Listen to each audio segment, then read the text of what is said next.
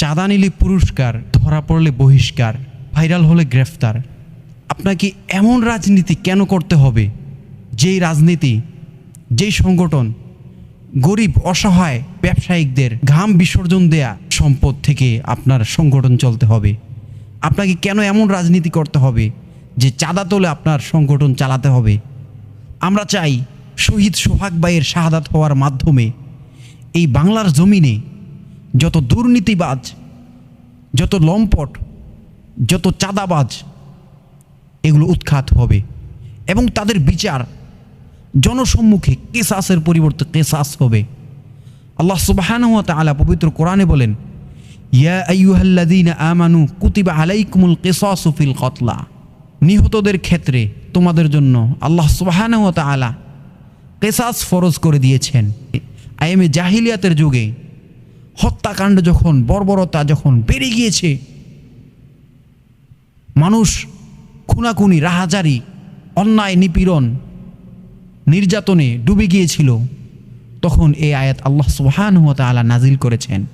আজ আমরা খুবই বেদিত, খুবই মর্মাহত, দুঃখ ভারাক্রান্ত হৃদয় আমাদের।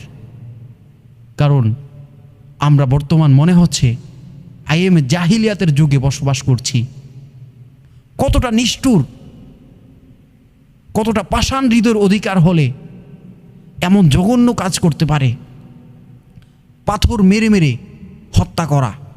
যারা এই জঘন্য হত্যাকাণ্ডের সাথে জড়িত তাদের সকলকে আইনের আওতায় এনে জনসম্মুখে প্রকাশ্যে পাথর নিক্ষেপ করে কেসাসের পরিবর্তে কেসাস সংগঠিত করা উচিত।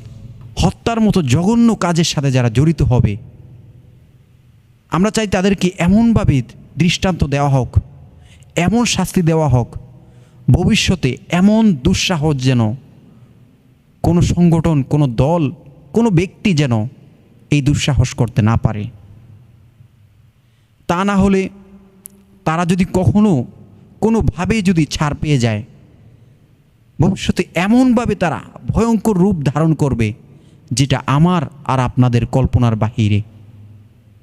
এজন্য আসুন আমরা সুন্দরভাবে, আমরা নতুন রূপে বাংলাদেশ গড়ি এবং বাংলাদেশ গড়ার পেছনে আমরা সাহায্য করি, একে অপরে সকলে মিলে সাহায্য করি। আর দুর্নীতিমুক্ত, চাঁদামুক্ত, টেন্ডারমুক্ত দেশ এবং সমাজ গড়ি।